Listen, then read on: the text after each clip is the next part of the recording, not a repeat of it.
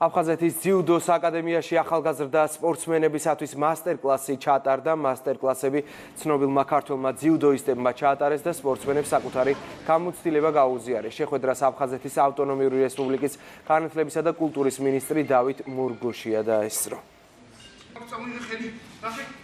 ეს დღე იქნება დასამახსოვრებელი ჩვენი მომავალი ჩემპიონებისთვის და აუცილებლად სამინისტროს მხრიდან გაგრძელდება აღნიშნული ინიციატივები. ძალიან მნიშვნელოვანია დღევანდელი ასეთი ინიციატივა და ერთი წინ გადადგმული ნაბიჯი არის.